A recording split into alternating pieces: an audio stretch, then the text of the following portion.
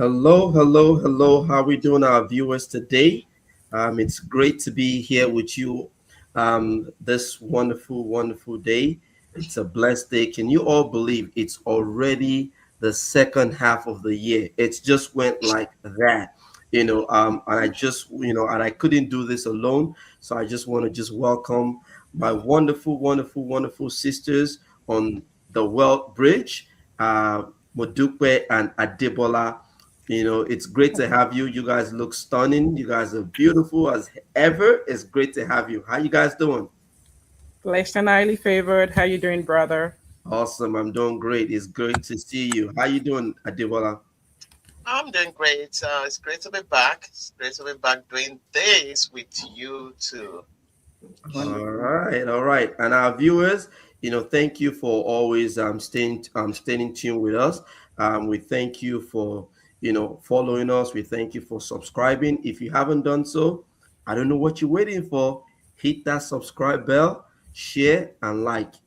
So today we're going to be bringing you another exciting episode. And today we're going to be talking about credit cards. The benefits, the risk, best practices for immigrants in the United States. And we know if we're not careful, credit card can actually break you. So, but we're going to be, digging down into it. So we just welcome you to today's financial empowerment discussion. So, one of the very first financial to many immigrants encountering the United States is the credit card. While the credit card can be very, very powerful, it could be a wonderful, powerful tool for building financial credibility, accessing opportunities and creating, financial flexibility that can also become a source of debt and financial stress when not properly understood. So this is why we're bringing these. And I know that everybody will be like, why are we talking about credit card? But you know why? It's very, very important because we want to bring you different value. And we don't want you to be stressed financially, especially if you're new as an immigrant. And even if you're not new, you may have not been using credit cards, to your own advantage. So for many immigrants, the concept of credit is very different from what, how we are accustomed to from wherever you're coming from. Most other countries might not adopt the credit card system, but here in the US, credit history can affect where you live, the kind of car you drive, Mm. the zip code you live in, your ability to start a business, and even certain employment opportunities. So today we're going to be exploring the benefits, some of the risk, the best practice of using credit cards wisely, so that individuals and families can build a strong financial foundation and avoid costly mistakes. So let's begin. And I'm going to open it up. And now my first question will go to Modupe. You Mhm. know, um, why are credit cards so important for immigrants who are new to the United States? Thank you, Demola. That's a very good question. Now that you're talking about it and we're looking into this topic together, my mind was saying it would have been a nice thing once you step into the port of entry, right? And you get handed a credit card, like, oh my God, you're welcome to America.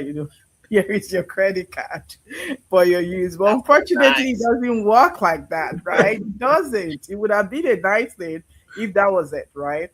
But like you said, how important, right, the credit score system is in America because it could either determine an individual's credit worthiness or otherwise. And that's the reason why, the score, which is just a three-digit number between 300 and what, 850, 900, can tell a lender, right? A lender typically to looking at you and just they can tell if you are going to be, reliable in terms of paying back whatever it is they have, loaned out to you. So why are these credit cards important for immigrants who are new here in the US? It helps you establish your credit history because the credit history is something very critical you need to establish here in the US. Unlike many other countries where your financial decisions may just be based primarily on how much you earn or your personal relationship, and or whatnot. Here in the US, it relies typically on the credit scores. And like I said, it will either determine if you're credit worthy or you are not. Now, using the card responsibly, however, allows any typical immigrant, any individual, even any business owner demonstrate their financial responsibility, and they are now at the level or at the pedestal to begin to build a credit profile. Demola touched on it, and I probably will buttress it. Without having a credit history here in the US, it becomes very difficult for you to get as small as rent an apartment. You know, like, okay, you're like, okay, somewhere to just put my head. That's not luxury. That's like a necessity. Yeah. Okay. Qualifying for a mortgage, you're like, okay, let me try and get a house of my own. I can't afford the entire amount. Maybe I can put down a down payment. You need a good credit score. Yeah. For people who probably go out there and go to the car dealership and wants to get a auto loan, credit scores also come to the light. Even to secure a lower insurance rate, auto insurance, which is what you're going to use. I mean, it's very critical. You have to comply. If you're going to drive, you need to ensure that your car is insured. So a credit card is often the first stepping stone, something you could use, you could get to ensure that your financial integration and the opportunity you're seeking is sort of intact. I think I'll rest my case on that, and I'll let you, get to the real meat and potato of this conversation. Demola. Yeah, thank you for shedding some good light on that. And we're going to be shifting gears real quick because now that we've actually established, why it's so important for immigrants to, who are new to, to understand, how these credit cards work, why it's important to have it. It's Mm-hmm. also very important for us to understand, the major benefits of credit cards if used correctly. And I want us to just take note if used correctly, because Mm-hmm. that could be the beginning of your death in this country if if you're not very very careful. So it's so important for us to understand the benefits if we use it correctly. So, Adibola, could you just chime on some of the major benefits that our viewers, if somebody who's new who wants to be introduced into credit cards, some people might say, credit card to fiapa. No, no, no, no, stop that. There's no tofu akpa in using credit card. It's just understanding how it can be Yeah, used. So yeah. Debola, walk us through some of the major benefits of using credit cards correctly. All right. Thank you for that. Munipe already started, sharing about, building a credit profile and some of the things that you would need um, to put in place. I mean, why you would need some credit card in order to be able to achieve some milestones, or let me say some things that you need here in the US. Like we've said in most of our podcasts, the system matters and you need to understand it. So everything is not just, oh, I don't need it, oh, over my dead body and all that. There are some benefits that credit cards would bring that you have to really consider. And knowing what to do, how to use it, it's the important thing. So many financially successful people use credit cards regularly, and the difference is that they use them as a tool and not just as a source of extra spending, like an Mhm. extra money to spend. Don't do that. That is the negative route to take. All right. So one very important benefit is the fact that it's very convenient to carry it around, and secured without you having to take cash with you here and there. So credit card makes it easy to just, you know, carry your wallet, I would say, around, and use money without carrying cash around, and just in the easiest way. But very importantly, in this country, you have to build a strong credit history, like Mudupe mentioned, to be able to achieve some of your goals, some of your dreams of buying a house, renting a place, getting a car insurance and all that. You need to build a strong credit history, and you can only do that with having a credit card. to get easier your loans approved, to be able to have a low interest when you're applying for a loan and all that. So you need a credit card.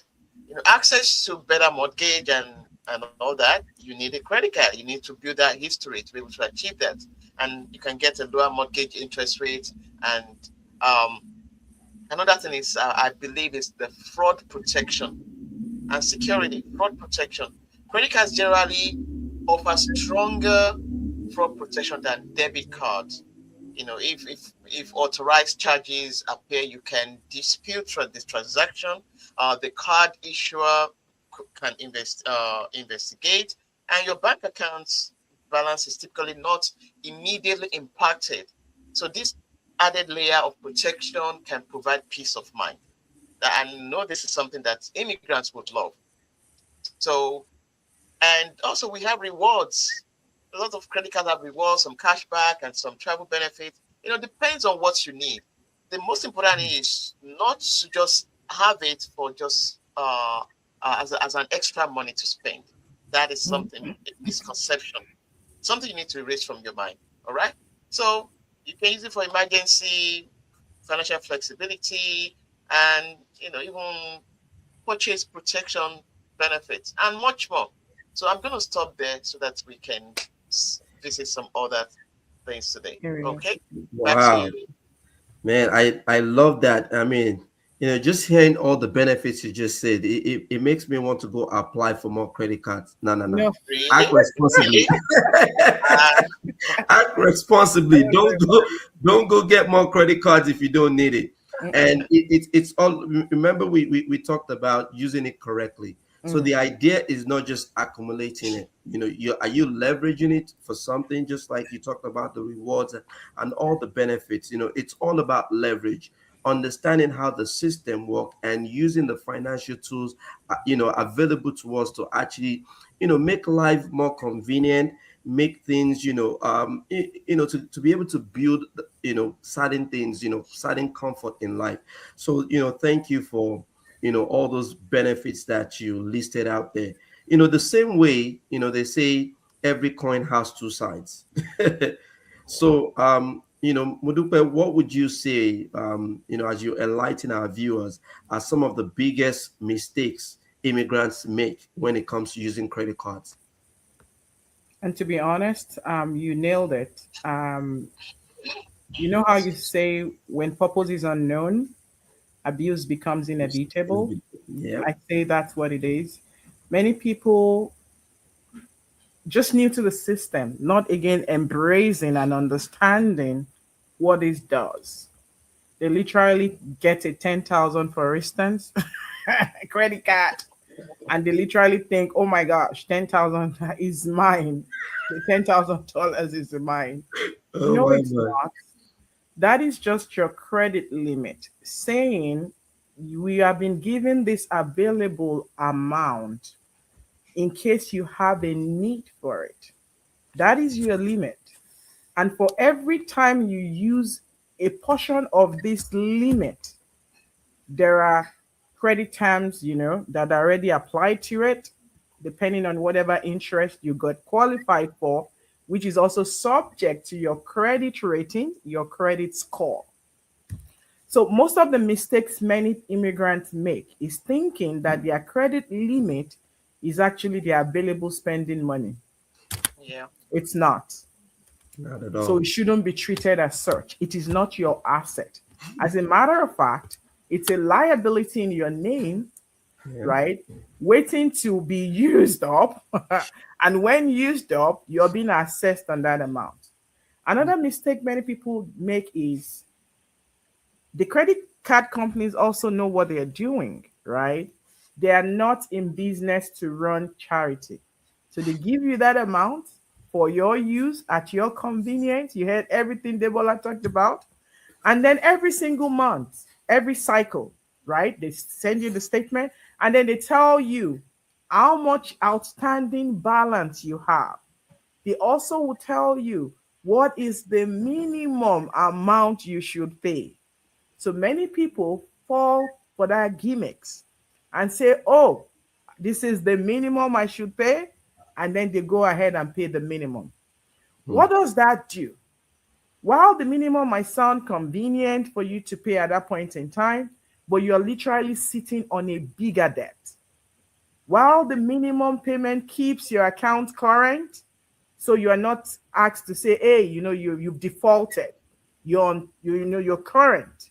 It can result into years of debt and substantial interest charges. Again, depending on what it is you got that credit card for. Some people have it for as high as 29%, 27, ridiculous rate. Have you hacked yourself how that rate is actually working against you? When you have to take the money for certain things and you have to pay back that amount plus that interest. Let's watch out. Let's watch out. That's the reason why we're having this conversation. Many people are falling victim of this in our community. So we're saying we're no longer going to start doing the same old things over and over again because it's a sheer form of insanity. We need to change the narrative. Many people often will go ahead and open multiple of these cards. 10,000 here, 2,005 there, 5,000 there. Oh my God. And then utilize all of these things. It continues to go down in your favor. So it's giving you more of disfavor than favor before the credit scoring, portfolio. Having multiple of these so quickly also without understanding debt accumulation, how can it impact my finance? It's a great mistake nobody should get into. And there are quite a few others, but these are kind of like, major ones. It's important we talk about it. The goal is not to judge. This platform, this podcast is not to call anyone out. We want to enlighten, we want to educate and say, hey, we've made that mistakes before. Let's step out of it. Let's dust it off. Let's start doing it right. Let's start writing it right. Back to you, sir. Awesome, awesome, awesome. And like you rightly said, all that we're here to do is just educate us, empower us to understand some of all these, financial, tools, some of all the things that, this country affords us. We must understand how the system works so that, we could, we could work the system to our favor.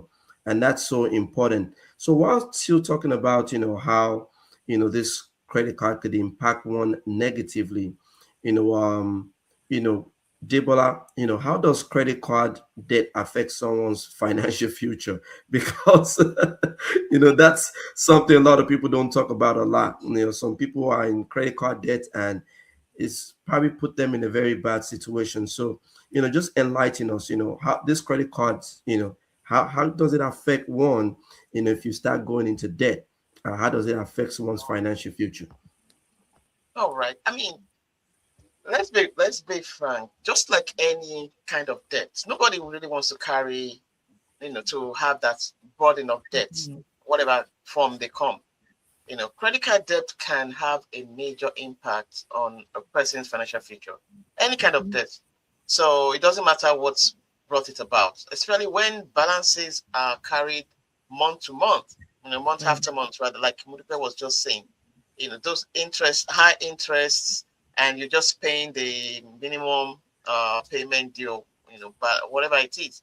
So for immigrants, young professionals, even families and anyone trying to build wealth, unmanaged credit card debts can become a significant obstacle, really, a significant obstacle to your to financial freedom. And some of the things that this does is that it reduces your ability to build wealth. Every dollar spent on interest is a dollar that cannot be invested. Remember that. A dollar that cannot be invested or saved or used to purchase any kind of assets.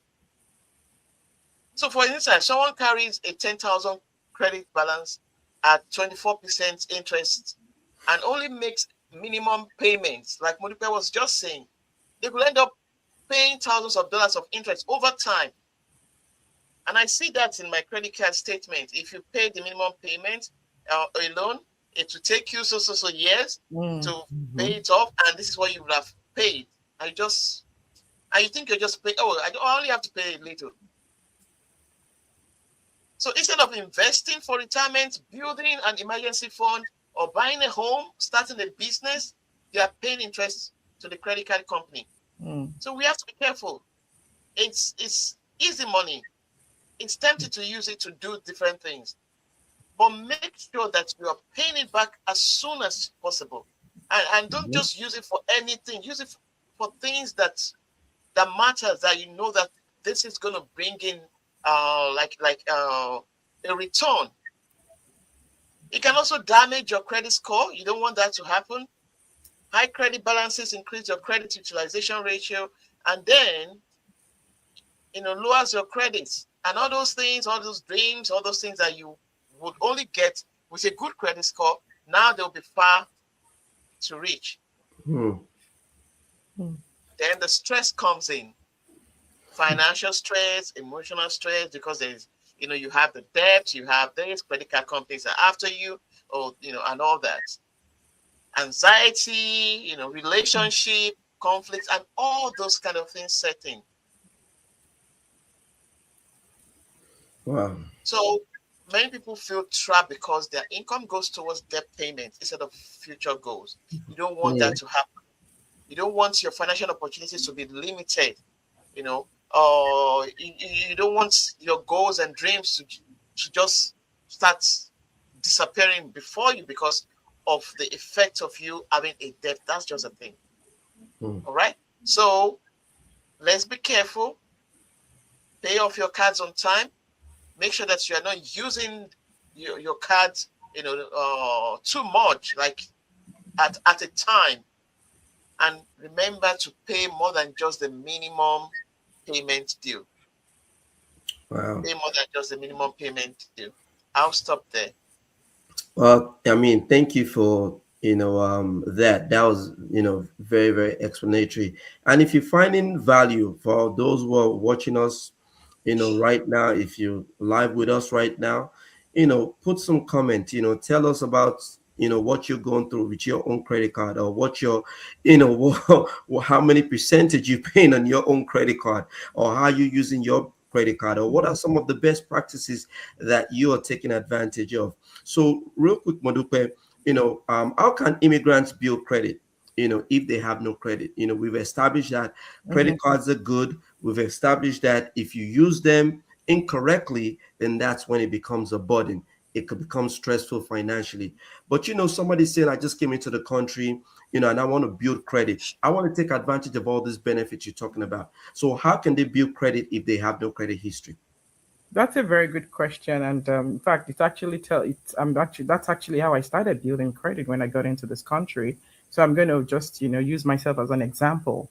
There is something called a secured card, a secured credit card, which is often a very great starting point. And I came into the country when at a very interesting moment when everything and everything was kind of collapsing during a recession. And so, of course, it wasn't even a good time for somebody coming in, nothing, clean, nothing, no credit history.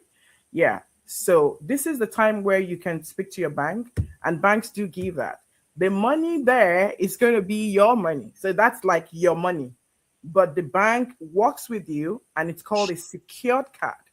And this card require a deposit, but it functions like a traditional credit card.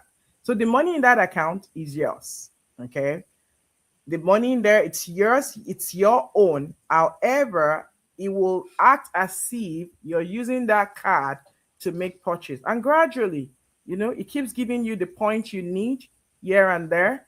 That's a very good way to start up if you're just coming in newly. Some people will try to say, oh, yeah, maybe they want to have somebody co-sign for them. I don't necessarily succumb to that.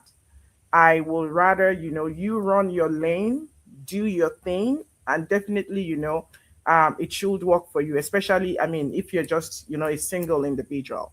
Another option is becoming an authorized, user on a family member's account, which is one of the things I tell, parents. You've established a good credit score, you've established a good credit history. We might want to give our children who are already knowledgeable, who are already, at that point in time, we could give them a good start in life, right? Those things that we probably didn't get an opportunity for. So if you have a credit score that's going to what, 800 and something, you can imagine adding your child on a credit card for the family, Mm, right? You're giving that child a good head start. Now, it's just not giving a child who is irresponsible. Okay, that's why it's emphasized the child ought to have known what he or she is doing.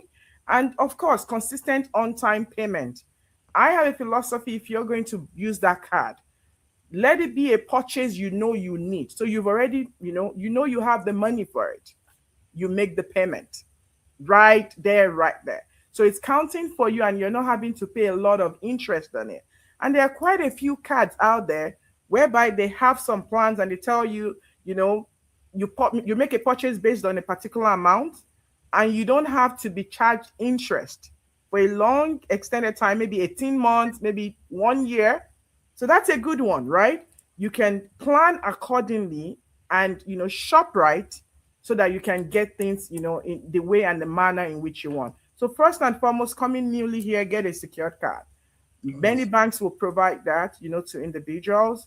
I started doing that. I mean, when I got into this country, and it was from there I did, yeah, accountability time, transparency time. I started my credit building using a secured credit card. So that's very possible. Right. Awesome, awesome. Thank you so much. With that, I know we're running, short on time. Adebola, any last words that you'd like to share with our audience with regards to, using these two correctly, the right way, or anything that pops to mind when it comes to credit cards. I'm just gonna say that you know, a good credit habit, will help you to keep more of your money, access opportunities at lower cost, like we've talked about, and also accelerate your ability to build assets. That's Mm, one thing. And you know, it also reflects your strong financial habits. I mean, financial habits, having a good credit, which is the main reason why you need a credit card in the first place. All Begin right. with. mm, A person can have an 800 credit score and still have little savings or investment. So that's to mm, let you know that credit alone will not make you wealthy. However, Mm-mm. a good credit habit creates a strong financial foundation. They right. help you, borrow wisely when necessary, avoid wasting money on interest, and also access all those opportunities that we have mentioned before. So think of it this way: income helps you to earn money. Credit helps you to keep borrowing costs, you know, at a low level, a low rate. And then investing will help you to grow the money. And altogether, they help you to build wealth. Wow. So be wise and act wisely. Thank you. Wow. Wow, that was, I mean, I want to thank you, both of you. And, just to just conclude this session today, it's very important that, credit card is neither your friend or your enemy. It's just a financial tool. Its Absolutely. impact depends entirely on how you use it.